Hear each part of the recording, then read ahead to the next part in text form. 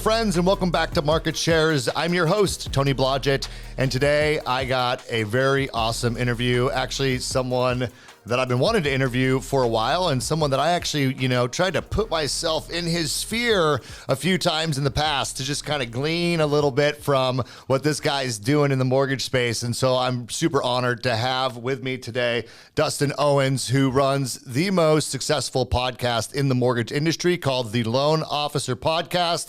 Also, you might know it as TLOP.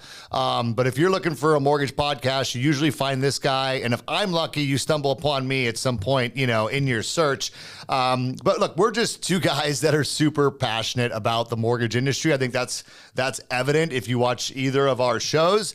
We're both CMBs, which means that we put ourselves through the grueling exam and everything that it takes to get your CMB, which is not an easy thing to do, but I think it was a pretty cool experience for me, and we'll hear what Dustin has to say about that. This guy's been in the mortgage industry since like 2004, so a couple years before me, and he doesn't move around a lot. The guy's only had a few very solid jobs throughout his tenure in the mortgage industry and has so much to share with loan officers and the mortgage industry at whole. So I'm looking forward to the next 30, 45 minutes chatting with Dustin Owens. Welcome to the podcast, man. Tony, thanks so much for having me. You're way too gracious saying that it's the most successful podcast, because success is definitely a arbitrary term. But if you gauge success on popularity, views, and downloads, yes, we're doing okay. What's crazy is I'm such a good enough never is type person, and I'm focused on the James Clear 1% better.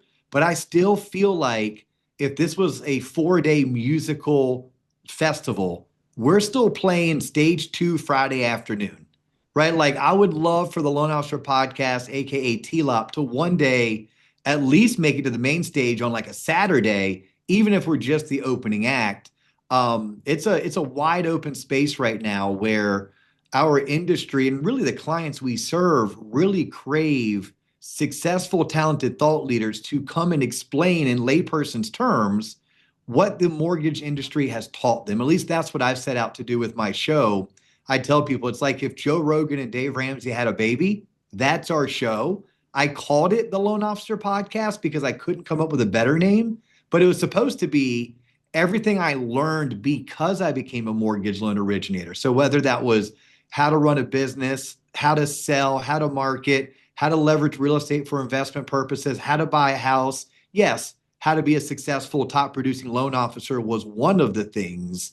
But I appreciate people like you admiring the work, because it is work. It's a lot of fun too. And then more importantly, I really appreciate when people look at what we're doing and say, I can do that too, so that there's more of us out there shaping the future of mortgage lending. And by the way, congrats on being a CMB. I totally forgot that about our backstory. Like, I remember meeting you in Vegas. I remember like you coming up and talking. I was super thrilled when you reached out to come on your show, right? I'm like, holy crap, Tony with New American? Hell yeah. Like, I want to be a part of this. What year did you get your CMB? 2017. Okay, so you were before me, like way before me. I was 2020 CMB, and then I was 2021 or 2022 Future Leaders. I did things backwards, as I tend to do in life. Yeah. Well, I hadn't really thought about the CMB. It was actually, it's at my previous company, my CFO actually was really wanting to get her CMB, and I'm like, wanted us to, kind of work with her on going through the process. And I'm like, what is this? I didn't even know what it was at the time. And the more I learned about it and the more I went to MBA events, and, if you've been, being a CMB, the best part is being an MBA event, right? Because, there's a lot of special treatment that CMBs get at MBA, and everyone at the Mortgage Bankers Association knows what a CMB is and what it takes to get it. So I kind of learned about it there, and then I set a mission. It was a 2-year goal. I said in 2 years, this was probably 2014, 2015, I'm going to get my CMB. And I worked with my assistant at the time, and we kind of laid out a game plan on all the classes and all the stuff I had to take to get the points, because you can't just go take the test, right? You have to meet all the requirements, and there were some things I didn't have in my background that I needed to add to it. But I'm glad I did it. It's rare air in the mortgage industry. But what's really cool about the CMB that I think especially originators, really maybe don't understand is that in order to get your CMB, the test and the education behind the test is on all aspects of mortgage banking. The things that most of us who came up through sales are just never exposed to, like capital markets and secondary and hedging and a lot of the stuff that we just don't know about. So it makes you a much more well-rounded mortgage professional if you pursue getting your CMB, in my opinion. Yeah, no, for me, it was kind of, I call it like a capstone moment in my career where like I had gone from scared, lost, broke, rookie loan originator to 2 years later, I'm a top producer being invited to awards trips.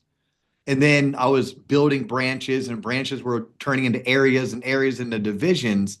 But there were certain things I hadn't checked off my to-do list if I were to ever want to, I feel like, be one of the best of the best. And as you say, when it comes to understanding of this industry, I mean, at CMB, there's only like 1,000 of us that are actively working in the mortgage industry, if not less than 1,000. So when people say, like, especially my friends who are like hardcore originators, it's like, well, do you make any more money because you're a CMB? I'm like, for some people, yes. For most of us, probably no, right? That's why I call it a capstone moment. But here's what it did for me.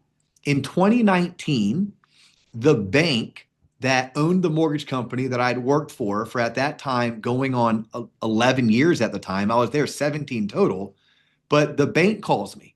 They just terminated the CEO of the mortgage company, and they asked me to consider the position. I'm like, wow, like we're a $2.5 billion bank-owned IMB doing $2.5 billion a year. Like, at first I laughed. I kind of like laughed at the guy. I'm like, no, really? But I sat with it and I said, my knee-jerk reaction is going to be no. And let me tell you why. One of it was I didn't want to uproot my family and move from Florida to Wisconsin.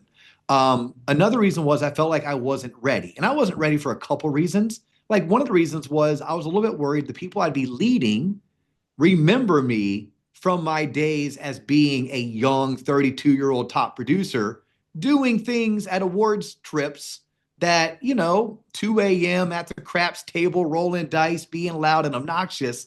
And I was thinking, man, I wonder if I could lead those people and if they could like unsee the way I was a decade ago. But then the second thing was, am I ready to lead servicing? Am I ready to lead cap markets? Am I ready to lead compliance? Am I ready to lead? And I just didn't feel like I was. And maybe it was a little bit of like diminishing returns, or back in my baseball days, I was striking out on deck. But to me, getting my CMB gave me that confidence that if I ever wanted to be a CEO of a top 50 IMB, I felt like I can finally lead servicing. I can lead cap markets. I won't be a caps market expert, and I sure as hell won't be a servicing expert, but I feel like I can hang with those people and I can be their leader. That's what it meant to me when I went through it. Yeah, no, similar story. When we were going through this, my previous company now, we were getting our Fannie Mae and Freddie Mac approval. And I was the president of the company at the time, but I don't have a college degree. I came up through this industry through sales. Yeah. And when you're working with, big agencies like Fannie and Freddie, or even when you're working with warehouse lenders, they look at everyone's resume that works for your organization. I'm like, look, I'm not going back to college at 30 some years old, to go get my business degree. But what I could do is I could get my CMB. And that speaks to people in our industry about the level of intelligence you need to have and understanding of all aspects of mortgage. So for me, it partly was that leveling up, confidence for myself that I know this stuff, but also just when people are looking at you in a leadership position, I feel like it's important that you don't just have the pedigree from being in this industry, but on paper it looks good too. And look, for all those reasons, and not only that, now what it's been is, I've mentored a lot of people that have wanted to go through the CMB process. I've been a part of some testing for people. To me, it's cool to be involved in something that is as structured as it is, and you're around people that are super dedicated to really understanding this industry, and I love hanging out with people like that. So it's a good society to be a part of, in my opinion. It's a great society, and now you can tell people that you are the creator and host of one of the top podcasts that is hosted by CMB. There you go. Perfect. I'm going to use that. All right. Well, so we've talked a little bit about your background already. I want to talk a little bit about the podcast and then how this has kind of transitioned you into where you're at in your career today, because I think it's a bit of an interesting story. I mean, as of today, you're not working at a mortgage company. You're not a sales leader per se. Retired. That's what I told her. Retired. Yeah, well, I'm going to take some notes on this whole retired thing. Let's figure out how that can happen. But no, in all seriousness, talk about, the development of the podcast, what kind of led to that.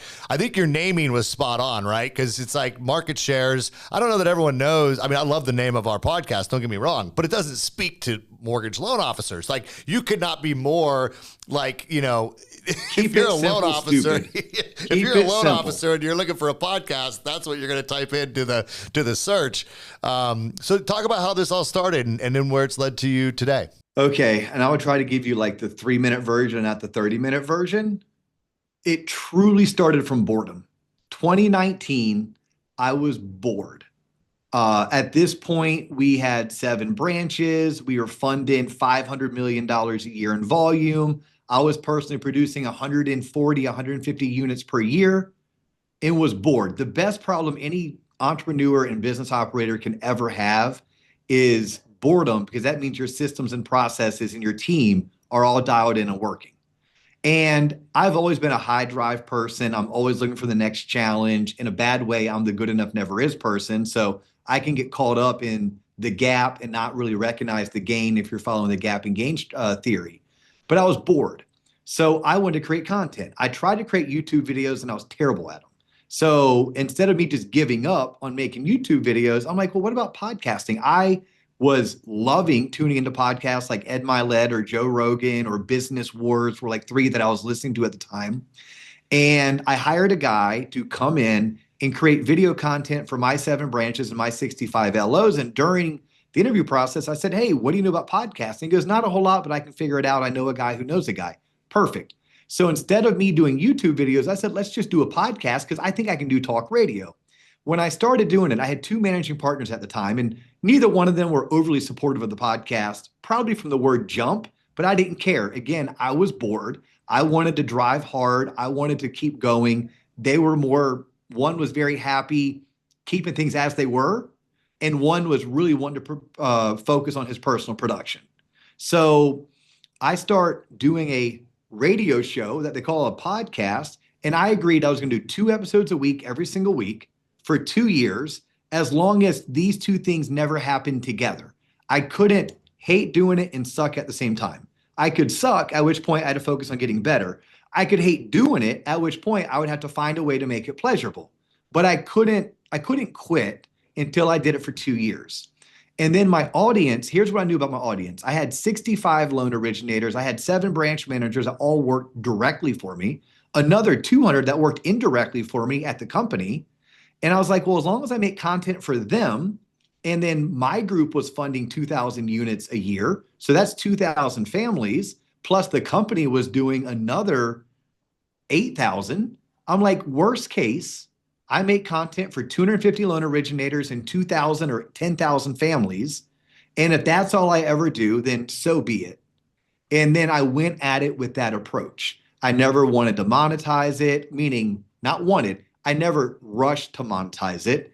I didn't have a business purpose besides to create the content. And I trusted that if you F around, you'll find out. So I was like, just push content. The audience will speak to you. Guys like Alex Ramosi teach that now. I didn't have Alex in my corner 6 years ago, but today when I follow him, he teaches that. So that's all we did. So earlier on, our episodes were all over the place. Someone real estate investing. I once interviewed a WWE diva and talked about her story. We talked to attorneys. As the audience grew, because we named it the Loan Officer Podcast. Again, terrible name. Not what I was going for. I was going for Dave Ramsey, Joe Rogan, Have a Baby. But because of the name and because I am a production guy, a sales guy in mortgage, it's where I made my millions. Those types of people really tuned in. And as the audience grew and the audience spoke, you can see our content really start to shift And now we do way more specific to the mortgage industry compared to what we were doing those first probably 40, 50, 60 episodes. Yeah, no, that's interesting evolution. And it's interesting because when I was starting market shares, one of the most difficult things to land on was who was my audience. And I'll be honest with you, even today, if you look at our content, it's still spread out pretty wide. And part of that's because, like you, I never push to monetize this. I don't even, really focus too much on how many people are watching. It's about being consistent, put out an episode every single week. And I feel like there is multiple audiences that I relate to, right? I mean, there are consumers who I can speak to things about the mortgage industry, that I think consumers are going to want to hear. Obviously, loan officers and real estate agents are a huge piece of it. And then there's other leaders, people who deal with the things that I deal with every day.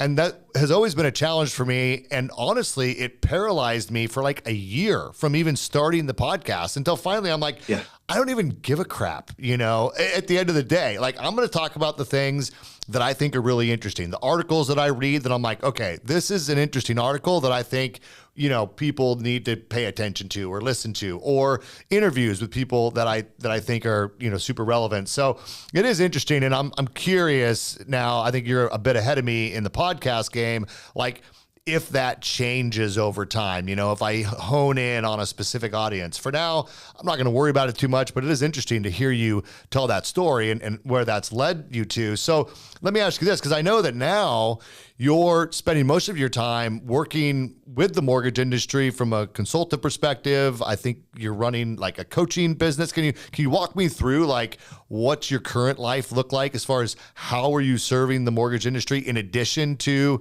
the podcast? Yeah, I'd love to, because if you asked me 3 years ago if I'd be doing this, the answer would be no, right? No part of this was on my vision board. And up until about a year ago, I felt strongly, like I'd cage fight you. That's how strongly I felt that the left hand fed the right hand, meaning me running production made the podcast great. Me having a good podcast benefited production. And it definitely did, right? And doing what you're doing, it's an easy in with whoever your ideal avatar is, whether it's a branch you're trying to recruit, whether it's a builder you're trying to land, or whether it's just a future mentor, right? That you would love to get to know better. I mean, I would love to get to know your boss's boss, Patty, right? Like, yeah, she is still on my top 5 list of people I want to interview because I want to hear her story personally. I want my audience to know her story. But yeah, I want to be able to say, yep, I know Patty, right? Like, you can do that when you have a podcast like you do. What I learned over the past 3 years is that as I started creating more content, as people started following it, then usually most people subscribe on YouTube, which I love because we'll get into this later, but I have a ton of additional content on that YouTube channel. But there's plenty who still tune in on Spotify, Apple, or anywhere where you go to listen to podcasts. But as I started gaining a following, they would reach out. They'd want mentorship. They'd want career advice. They'd want to know how they could start their own podcast. They'd want coaching. And for the longest time, like, if I could hire them, I would. But you can't hire but one out of every 15 or 20 because they don't all make sense. So then I would try to place them with my friends throughout the industry. And some I was successful with. Others, I just didn't have enough resources in their market. And then I started like pushing them out to, when you wanted coaching, I'm like, oh, call this company, call that company. And then they'd get back to me. And because people, and you probably know this with your show, they feel like they know you. Like, if you do a good show, they feel like they know you. So they feel like they know me. They already trust me because I've been putting out all this free content that they enjoy. Well, then they'd be honest with me. They're like, oh my God, I called that company that you told me to call. Did you know they're $3,000 a month? And the person on the other line called me fat and ugly and emasculated me. I was like, yeah, I did know that, but they're good at what they do. And they're like, bro, I'm out. I was like, okay, so call this company. They call that company. They're like, yeah, I think they were like really good 20 years ago, but I think everyone there is like a day or two from retirement. I don't think they've touched a loan in 20 years. I'm like, yeah, but they've like helped 800 people like you. And they're like, yeah, but I'm out. I was like, all right, crap. Try this company. They call that company. They're like, hey, I loved everything they had to say, and they were only $500 a month, but no one there has ever done a loan. I was like, oh, geez. I go, so what do y'all want, right? You want value. You want to learn from top originators. You want access without someone calling you fat and ugly and making you cry. So I didn't see it out there. So I built it, right? I built what I felt like the industry needed. And I was doing that behind the scenes, nights, weekends, lunch, during my lunch break, because yeah, I was still running production that was doing 50, 60, 70 million dollars every single month. Um, and eventually that caught up to me. Eventually, here's what I started learning. Oh, and by the way, because of the podcast, guess what I get to do? I get to travel the country and speak as much as I want to every single year. Now, I've limited that this year to only 12, right? So I'm only doing 12 speaking engagements. I just completed my first one for Novus Home Mortgage. I head to Mortgage Con next before I go out to Megastar Financial and then Town Bank. So, I'm starting the year off pretty strong. But as I get to travel and speak, I get to know these leaders, some of them CMBs like you and I, some of them way higher in the industry than you and I. And they're like, dude, I'd love to bring you in. Tell me more about your launch program. And they're like, well, wait a minute. You work over at X? Right. Oh, I'm sorry. I'm like, what are you talking about? They're like, if you come in here, you're going to recruit our people. I go, no, I'm not. Like, no. If you come in and you do your thing, we have people that are going to want to come work for you. I was like, fair enough. So I had to sit down with myself and say, okay, how do I want to make my living? Because I can go back to doing 60 million a year in personal production and run a $120 million branch. That's a hell of a living, right? I can go back and build and run $1 billion division. That's a hell of a living. Or I could follow my heart and my passion and go out and be one of the most influential people in the mortgage industry, own and operate a top 3 coaching consulting company that specializes in mortgage, do some consulting on the side, do some career advising on the side, and that too can pay very well, probably similar to running a $1 billion division or being a $60 million producer with a $100 million branch.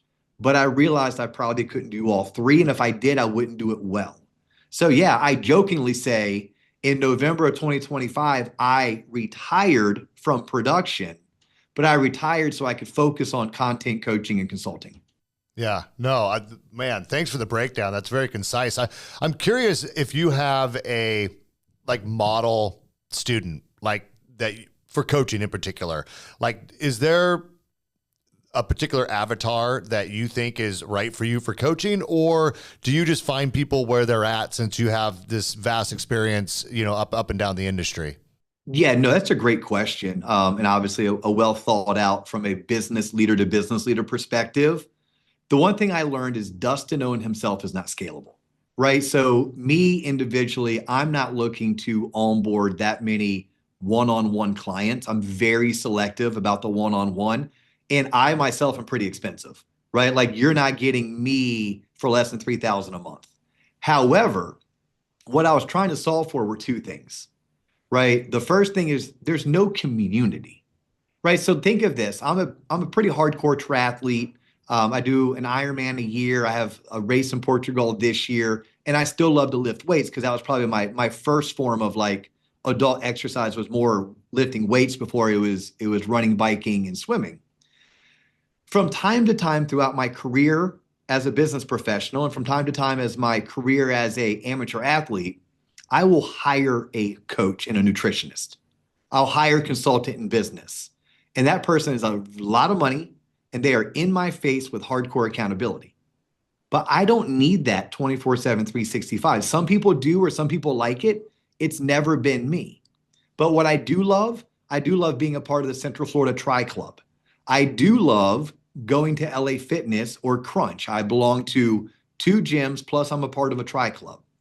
Those gym memberships and those Tri Clubs combined are cheaper than what I would have to pay a coach for 3 months. So I wanted to design something that someone who's in the mortgage industry as a broker or as an originator can come learn from top producers. They can learn 5 days a week live, plus have everything recorded accessible to them but I want it available for 3,000 a year and not 3,000 a month, right? It's like, how much do you earn on one commission? Easily $3,000 in most markets. Okay, well, would you be willing to exchange how much money you make on one loan funding to have access to these top 5 originators plus me, our entire platform? So like our first avatar, if you call it that, someone who is new to coaching and they're solely looking for value. They're not looking for hardcore accountability in your face. Like they just want a place to come work out, right? To use that gym analogy.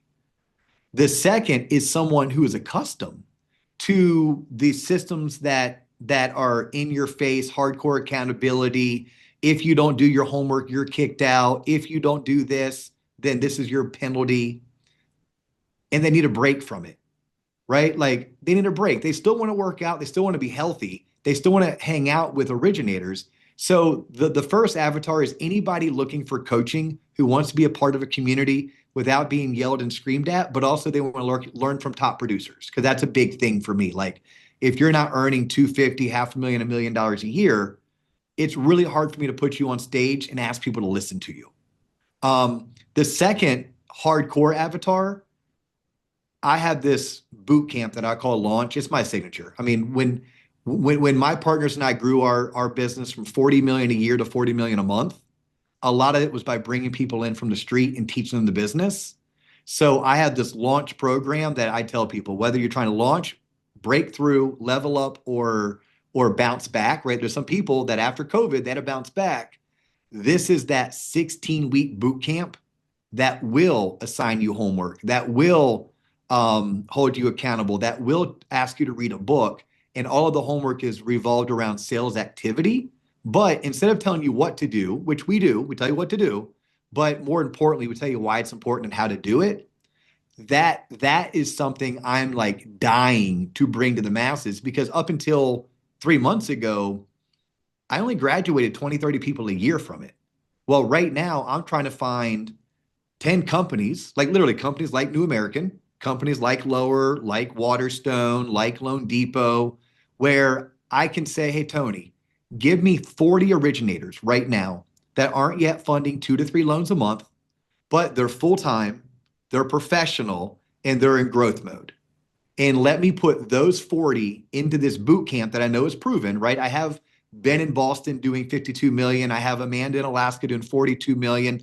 Lindsay went from $1 million a month to $3 million a month. Sarah went from 100 grand a year to 150 a year, right? I have the proof, but what I haven't been able to do it is at scale. So I want to take this, and I promise I'll slow down after this. I want to take this and say, instead of this being a 16-week boot camp, let's make it over 26 weeks. It's 2 calls a month, same exact curriculum. I'm still the instructor, but here's what I'm going to do different.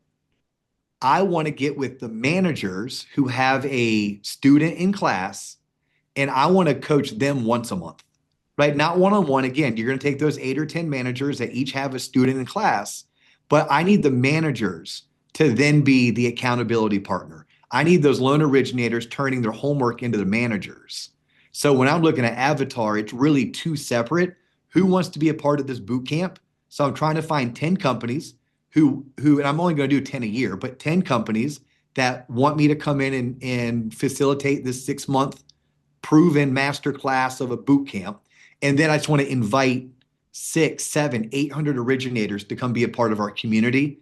And I know there's some that are going to want to upgrade to like small group coaching and one-on-one. So we have left room to allow up to 48 of our members to upgrade, but that's not really our business model. Our business model isn't trying to get 200 and 300 people paying $2,000 a month to get one-on-one coaching, but I know I need to make it available so that those select members of the community who do want to upgrade have that opportunity, because that boot camp, it's not for everybody, right? It's just for those that aren't already funding 20, 30, or I'm sorry, aren't already generating 20, 30 leads a month, aren't already funding 4 to 5 loans a month, and they're looking to either launch, level up, break through, or bounce back. Yeah, dude, that's so great. Well, I have no doubt you're going to be successful at this because you're so clear on what the vision is, for the business. Like, I love that. Well, hey, maybe in an off conversation, we can talk about how we can work together on something like that. But I do love your vision for where you're going.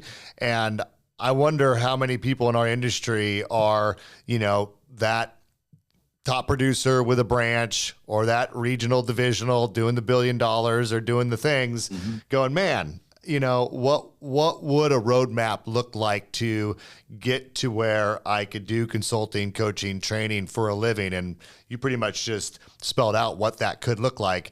I don't think it's going to be any less work. But to your point, if you're doing the things that you love and you're passionate about, then it's not really work at the end of the day, is it? So No. That's cool. What else you got for me? Thanks for winding me up on that one, by the way. I'm sure you're looking at your watch saying, holy cow, when does this guy ever breathe? But I do appreciate the opportunity. Well, hey, look, we did not prep for this conversation. As I told you when we first got, I'm like, hey, we don't prep for the Market Shares podcast, but the fact that you were able to so articulately answer those key questions that I had tells me that you're going to have all the success in the world with what you're building there. Let's just talk about a little in our next 20 minutes or so, 15, 20 minutes. Let's talk about what's going on in the industry today. I'm just curious, what do you see as like the big topics that you're focused on with originators in 2026? Like, is it you got to get on the AI train? Is it you got to get back to basics? Is it you're missing out on all the refinance opportunities that are out there right now? Because, for some reason, retail loan officers don't tend to refinance their clients. It's a weird thing. I'm just curious for you, like, what are the hot buttons for loan officers in 2026 that, from your perspective? I'm starting with a mindset right now. And I want loan officers to visualize what would happen if we get to 2030 and a robot took your job. Let's get comfortable with the most uncomfortable, biggest elephant in the room. And that's robots are coming after us. Now, I do buy into the theory that we as the originator, the good ones, the advisors, we will be the last ones to go. But from a mentality standpoint, what if? And if you acted as if a robot was going to take over your job in the next 5 years, that then means you only have 5 years to earn, save, and invest 20 years worth of income. Think about that. You only have 5 years to make all the money you could have made over 20. The good news, and you know this, Tony, as well as anybody, the good news is this industry gives you the opportunity to earn 20 years of an engineer's income in just 5. Right? That's $3 million in 5 years. If an engineer is making $150 a year, I'm not talking about a crazy software engineer up in Silicon Valley. I'm talking about someone working at Siemens, Lockheed Martin, Northrop Grumman, right? Those men and women, they come out of college making 70, 80, 90 grand, but 20 years in their career, they're making 140, 150, 160, right? Think of a nurse making $80,000, $90,000 a year, right? After 20 years, what is that? 1.6, $1.8 million, right? So you have the opportunity. What are you doing about it? What needs to change? Where do you need to grow? And yes, we all need to be aware of what AI is doing. We all need to be aware of how we leverage that technology to reduce cost, to create a much better workflow, better user experience. But I feel like our industry has AI fatigue. I think a lot of people have AI fatigue because we're talking about it and we're talking about it and we're talking about it, but it's not like we have this crazy material change happening that we can qualify and quantify. I told my wife the other day, because we're Floridians, if you've ever lived in Florida during hurricane season, oh my God, we prepare and we prepare and we talk about and prepare and talk about when there's a storm out in the Caribbean that many of us get fatigued. If you ever want to know why people don't leave their homes and then when the hurricane finally does come, they get decimated, it's because we are like a little bit of the boy that cried wolf. Right. And, so I trust that hurricane is coming. I trust that it could be devastating, right? I trust AI is coming. I trust it's going to be massively disruptive, maybe massively awesome and also massively scary all at the same time. But I sense that we're a little bit fatigued. All I ask of originators, don't be fatigued, right? If you want to run a marathon, you don't start by running 13 miles week one. You start by running by buying running shoes. Then you start jogging your neighborhood. Eventually, you sign up for a 5K, then a 10K. Then 6 months later, you're running a 13.1, which is a half a marathon. Maybe 18 months later, you're in your first marathon, right? I do believe that if you're going to be relevant 5 years from now, 3 years from now, you got to be leveraging whatever the technology is, even if you're fumbling through it, right? Like MySpace only lasted for 2 or 3 years, LimeWire for 1 or 2 years. But I promise you, if you can date yourself and go back there, if you are a super user of MySpace and a super user of LimeWire, there's a good chance you became a super user of other technologies that are super relevant today. So I think we need to start creating the habits that we leverage AI in our daily routines or our daily business. We need to act as if robots take over in 5 years and recognize that we work in an industry where I can earn 20 years worth of income in just 5 years, as long as I'm willing to make some changes. And I think it's those changes people need to focus on, which usually just means more activity, more marketing, more team building, becoming better at sales, becoming better at storytelling, all the things that a really good branch manager, a really good area manager, or a really good coach could help you learn and implement. Yeah, 100%. It was interesting. I was listening to a podcast just over the weekend, actually, and I think it was the All In podcast. What's the one with I don't know, all the tech guys. Anyway, I think it is All In. Yeah, they were talking about the fact that the AI industry has kind of oversold what AI is actually going to be. Not that, and just like you said it perfectly, it's not that it's not coming. It is absolutely coming, but it's not going to replace everybody in a couple of years. Every job's not going to be gone in a couple of years. Matter of fact, in this episode, they were talking about issuing licenses for self-driving cars on a slowed down pace, as to that not everyone could just go produce a bunch of self-driving cars and eliminate all the Ubers and taxi drivers on the planet and get rid of all the truck drivers. Like they will release it slower over time. So I do think that everyone's waking up to it's two things. How do we control the advent of AI so that it doesn't, completely disrupt the whole world? But B, it was probably overstated what it could actually do. Now, that doesn't mean take your foot off the gas of learning this new technology. Matter of fact, I think when you say think that your job can be replaced by a robot in 5 years, the way I would think about that is, the extreme version is actually our jobs all get replaced by robots, and we better be ready to either do a different industry or be prepared to retire in the next 5 years, which, to your point, you could put a huge dent in that depending on where you're at financially. It doesn't really matter where you're at. If you really put the effort in, you can earn a lot of money in this industry. But the other piece of that is, over the next 5 years, learn how to make yourself bulletproof against robots actually being able to take your job, meaning provide more value to your clients that could never be replicated by what the robots can do. But use AI to help yourself be able to do that effectively and serve more people, right? Because that's the other thing. You got to be at a bigger scale than ever. This idea that you're going to live on 2, 3, 4 loans a month, to me, I don't think that that's realistic. I think margins continue to compress in the mortgage industry. I think there's more pressure on, the companies that are investing in the technology and the AI to continue to drive that cost down. So if you want to be super valuable and make yourself bulletproof, then you have to leverage that technology. You have to be able to serve more customers. So use that technology to help you serve more. And in the meantime, you're going to make a ton of money. But in the future, maybe there's less money per transaction. I'm not saying like in 2026. I'm just saying I could see that being an evolution down the road, but you'll be prepared for that because you've built your business to scale, take all the redundant stuff out of your day and leverage AI to do it. But you got to start somewhere, to your point. So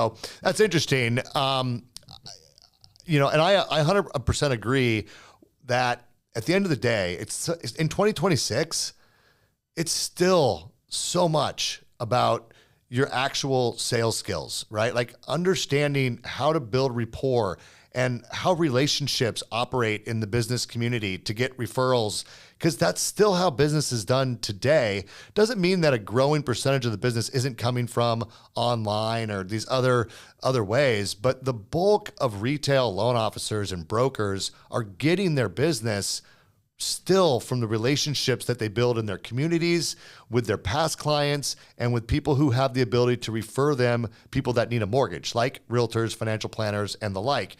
So I still think that, there's still a massive need for loan officers to hone those skills, be disciplined about their schedule and how it is they interact with their time and their community and the people who can refer them business. Like, that's what I consider the basics. And I still think when I look at most originators that are struggling, they don't have those basics down. And maybe even some of them are too focused on the AI and the social media and the things that are like the shiny objects that are also important. Yes. But they call them basics for a reason. You got to have those down. You got to know how to actually talk to somebody once they call you and what to say, right? Yeah, you sound like my next keynote. I mean, I have a slide that says people do business with, and everyone in the audience like people. I'm like, let's stop there with people, right? So if I'm going to be a next gen originator, I'm going to sell myself and my technology. I'm not just going to sell my technology though. And he or she with the most friends wins. I can't imagine that changes. Now, what may change is I hang out with my friends online as much as I hang out with them in person. What may change is that I communicate with my friends utilizing my agentic agent, but I still have to go make that friend. They still have to get to know me. If they know me, there's a chance they'll like me. Not everyone likes me, but some do. And if they like me, then my odds of them trusting me have greatly increased. At which point, if they trust me, then they'll trust the technology that I ask them to use. But I don't know if they're just going to trust my technology on their own. So yeah, and then honestly, none of us really know what the future looks like. Right? None of us. Like, we can say, oh, AI will do this, AI will do that. Yeah, you know what? I'm going to tell you what AI can do in 2030. Let's get there first. I just don't want to get there and have to play catch up. I lived through that. I wasn't on Facebook quick enough as an advertiser. I wasn't on YouTube quick enough as a content creator. Right? I mean, eBay, I feel like knowing what I know now, I could have made a fortune on eBay. I just don't want to put myself in that situation or any business that I own. My advice to originators, if you don't want to be the person that does it, that's okay. Then go find a who. Who can you hire to be on your team and make that their genius zone? At which point, if they're doing it for you, why can't they do it for 5, 10, or 20 others? At which point, you now have systems and processes and support that can attract talent to your branch because you spent the money to bring someone in who wants AI implementation to be their genius zone. Yeah, well, and let's not forget that we all grew up being told that there was going to be flying cars. And not only is there not flying cars, in my non-flying car, I usually find at least 2 or 3 drop zones where my cell phone can't even hold a phone call on my way from, my house to Seattle. So, I think that it was really interesting listening to that podcast, people in the AI industry, which said we kind of oversold a little bit on what AI was going to do. Yeah. To me, that is, people should stop freaking out about what AI is going to do. And what they should do is take the tools that are available today and learn how to leverage them to create the space in your calendar, create the relationships that you want in the community by leveraging the tools that are available to you today, and just focus on that. Let's not get too hung up on what's going to happen in the next 5 years. Although I think you're right. If everybody in the mortgage industry lived there every day, if you think of every day of 2026, if you thought about, I'm not going to have this career in 5 years, I better make the most of it now, boy, you would be in such a better spot. Like, that is a really good mental exercise. Regardless of where you are in your career, if you're a sales professional. Now, if you're not the guy or the girl who's out there generating the leads and bringing in the business, this doesn't really apply to you, right? Because we live in a world where he or she that controls the lead controls the purse strings, right? Like, you want to make the most money, generate the most leads, turn those leads into revenue, you'll make the most money. But it is, I don't want to say easy, but it sure as heck isn't unreasonable to be able to make $3 to $4 million over the next 5 years, right? Yeah. And that's if you're starting from zero, right? If you're starting from already making 150 to 200, you can go 3, you can go 6, you can go 1, 2, 1, 2, 1, 2. You're at $4 million in just the next 5 years. Okay, so Uncle Sam takes $1 million from you and you live off $1 million, which I hope if you lived off $1 million over 5 years, that's about $18,333 per month is what you're spending. It lets you then save and invest $2 million. And I'm not saying you're going to be able to retire at $2 million, but maybe you're 40 years old. So now you're 45 by the time 2030 rolls around, you got $2 million saved and invested. Well, by the time you are 54, that 2 turned into 4. And then by the time you're 63 and a half, your 4 is 8. $8 million at 5% is 400 grand a year. That's not a bad retirement. Yeah. Right? It just isn't. So yes, I would love for people's mindset. And I guess the reason why I'm so passionate about that is without getting too personal or too much down a rabbit hole, and I know we're short on time, that was my mindset in 2010, 2011, 2012, 2013, 2014, because I lived through the crash. I saw my bosses lose everything.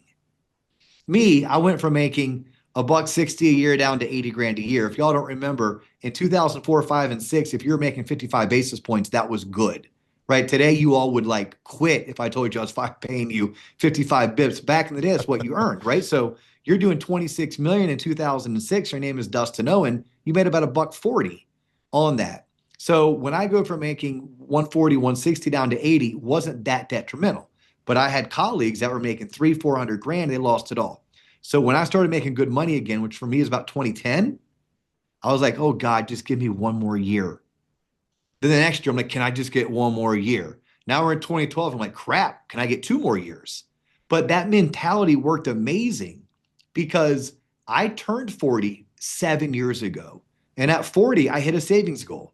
At 40, I knew I couldn't not work, but I knew that if I never saved another dime again, that by 55, I'd have more money than I ever thought I'd have for retirement just by following the rule of 72. So that mindset works, which is why I'm really encouraging people to embrace it. Because you know what happened to me? I got to 2019. I had all the money saved that I thought I needed. And then the mortgage gods rewarded 21. I mean, I doubled my savings in 2 years because of what happened. Yeah. So now when I got to 2025 and I wanted to go all in on all things TLOP, I'm not ready to retire. And I sure as heck don't want to live off what do retired people call that? Fixed income. Right. But I had that opportunity all because of my mindset. That's why I'm so passionate about that mindset, Tony. Yeah, no, 100%. Have you read the book, The Psychology of Money, out of curiosity?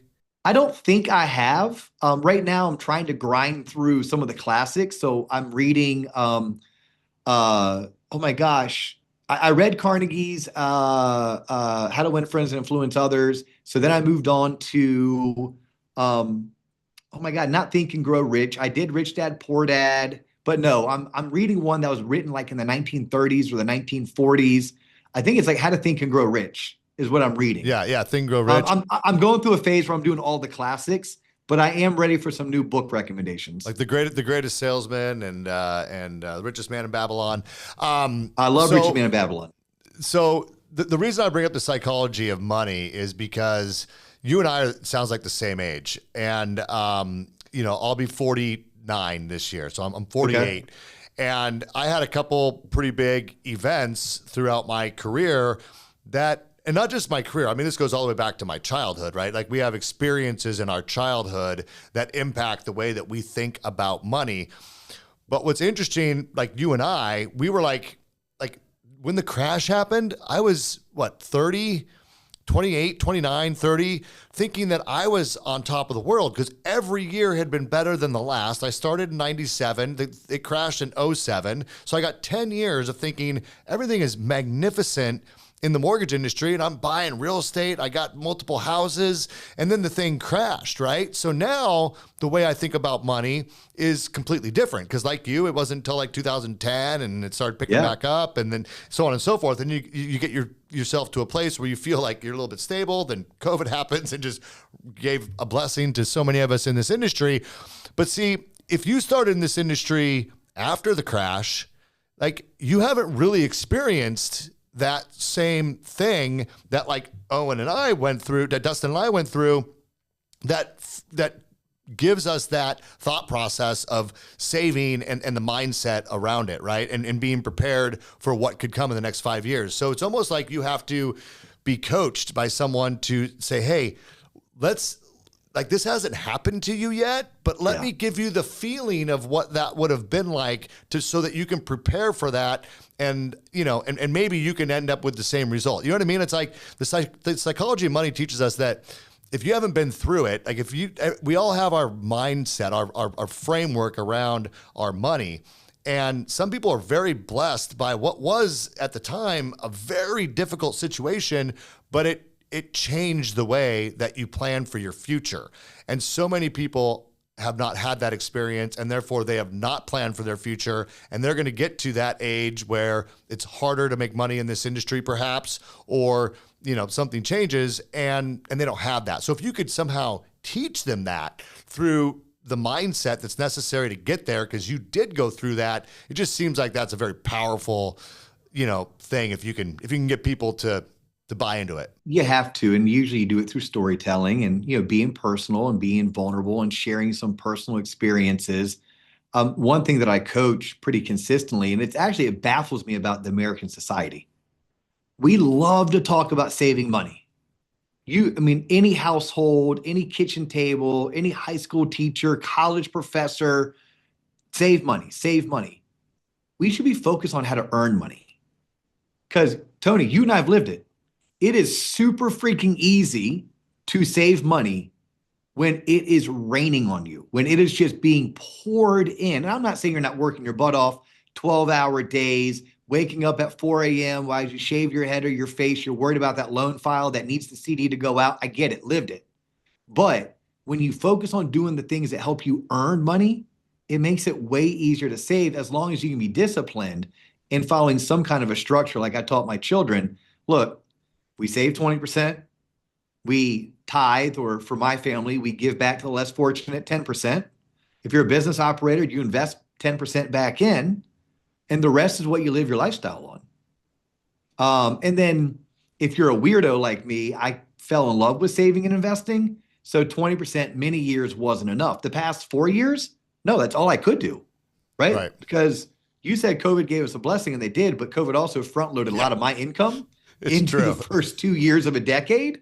So I'm still ahead. I'm still doing really well, but holy cow, I kind of want to go back to, can we just look at what it was like 14 through 19? Yeah. 14 through 19. I'm not trying to be greedy, but just give me those years back. They're a little bit more consistent, a little bit more predictable. And I made more money each year, 14 through 19, than I did 22 through 25. But I don't know how long it's going to be until I touch 2020 and 2021 again. Well, I don't know that we ever hit 2020, 2021 again. And, that's okay because that's like the unicorn years. But I will say that I do feel like, looking at 25 to 26 and where 27, 28 is going to be, I think that we kind of are back to that. I think that's the good news is we can look back at the last 3.5 years. And I think we can say, at least I'm going to say, that that's behind us. Because I do feel like we're in a more normal market. I mean, you look at the inventory is more normal. Interest rates are, not great. Today was not a good day as we're recording this, but it does feel like we're moving closer to normal. And so I'd like to think that 26 through whatever the next, let's say 5 years can be normalized. But if you don't, the one thing that you nailed it with the, I don't think robots are going to take our jobs in 5 years. I don't think you think that either, but there are a lot of people investing in the mortgage and real estate industry with the intent to take a lot of the available transactions off the table for those of us that are in the hunter-gatherer what I would consider traditional retail referral based part of our business. There are people that have made significant investments in getting a fairly large portion of that, and another pretty big group that has already invested in buying up all the servicing to try to recapture all the refinances. So if you don't think those things are just done, like that has happened, they've already made the investments to try to come after your past clients and your future clients. And they're not robots. They're just big companies that are leveraging technology, and they think that they can capture more of that. So make yourself better as a loan officer to keep that from happening. And I think if you do that in the next 5 years, you're going to be fine. I don't think loan officers are going anywhere, but take on the mindset, like Dustin said, take on the mindset that it could be gone in 5 years, and it will make you better today. Like that, I agree with 100%. I'm just curious before we go, because when I was reading about you, there was, you've done some other, like, are you involved in other businesses today as well, like outside the mortgage space? Is there anything cool that you're invested in or passionate about that's outside of the mortgage space? Yeah, so throughout my mortgage career, I opened up a property casualty insurance agency. Total right idea, just wrong decade. So that was an easy start, shut down. Wished I would have done it when kids, like I do a lot of mentoring at the University of Central Florida, and a question I always get is like, what's the biggest business mistake you've ever made? And my answers are typically opportunity mistakes. Like I didn't see an opportunity, I didn't capitalize on it. Wished I would have started a property casualty insurance agency in 2015, because by the time 2025 rolled around, I would have had something worth several $1 million in terms of a book of a business. So I don't have that anymore. I do have a real estate investment company where, we've done fix and flip, wholesale, wholetail, currently have several rentals. I've done some spec builds. Quite honestly, due to market conditions, it's borderline dormant, right? Like we don't buy as actively. We pared everything down to a shell. We're waiting for timing. That's such a timing game that when you play in it, I've done a lot of, I say a lot, probably a dozen or half a dozen to a dozen and a half angel investments into tech startups. Plenty where I've lost 25 or 50 grand, but I got very fortunate. One of my first was a unicorn, right? So when you're able to put $40,000, $50,000 into something and you end up getting a 16, 18x return when half that money was also tax-free because it was a deemed a qualified small business loan. So I dabble in angel investing, but my primary business today is the coaching, the consulting. We're going to do some career advisory, right? Where we can do some placement services only when loan officers reach out to us, never us reaching out to them. So I have no interest in being that guy or girl that I loathed my whole life that's calling in. I know they have a job to do. They're trying to convince me to leave my company and go work for theirs. I want to flip the industry on its head. And I'm going to say, look, I'm a 21-year veteran who has built a pretty considerable business in mortgage, kind of know a thing or two, have kind of had some successes and many failures. If you're thinking about making a career move, call me. I'll give you free career advice, right? 4 times out of 7, I'm going to teach you how to go advocate for what you want with your current employer, right? That's water the grass that you have, right? That's where it's greenest, right? The grass is greenest where you water it. 3 times out of 7, I'm probably going to be able to introduce you to friends of mine in the industry, guys like Tony, that I think are great leaders, work for respectable companies. And I'm sure if you go work for Tony and Tony and I have an agreement, maybe he'll pay me a recruiter's fee to do so, right? But I don't want to get paid any more or any less whether or not you choose Tony's company over 10 other companies. And I don't want to be the guy or girl that's telling you to quit your current employer. I want to help you advocate for what you have where you're at. And honestly, I'm not a dum-dum. Here's what I also know. If I start giving free career advice, there's a good chance someone that I talk to is going to need coaching. And guess what I have? A coaching company, one that I'm trying to be top 3. But what I really want is I wish this was available to me. I wish I had someone I trusted that had social proof advocating for me. So that's, I guess, if you're asking like what businesses am I a part of, there is a career advisory that I'm standing up on top of the coaching and the consulting. And then obviously I want to continue doing content and one day get good at it. Because from what I hear, there's money in content. I'd like to see if we can ever really become that Joe Rogan and Dave Ramsey have a baby. Yeah, no, I love it. So I'm just, this made me think of it. We're probably running over. That's okay. It's your show. It's my show. It can run long. That's fine. The people that really care are still listening. Here, you made me think of this thing, and I'm reluctant to say it out loud, but I'm just going to say it. Like, I feel like we're not long from where loan officers have an agent. Mm-hmm. I mean, like an actor or a sports athlete, because I just feel like, and I've been joking around for years, like, that would be a great business to start, but it's almost kind of what you said, right? It's not like you're their agent, but you're their consultant, but aren't they kind of the same thing? I see a future where, that could be a possibility. Someone's going to try to put something like that together. It just feels too much like we're so close to those, like the sports industry with the signing bonuses and the recruiting and that. Look at college football. Yeah. So exactly. Like there are two, like from last week alone, two top 25 IMBs that owe me a handwritten thank you note. They don't know it and they never will know it. But I had a $42 million originator reach out to me. And if I was a recruiter, I could have easily placed her with my company. But that's not my gig. That's not what I do. And it's not how I want to shape the future of mortgage lending. But what I did do is give her advice based on my experiences of how she could stay employed where she's at, but just stand up for what she needs and what she wants.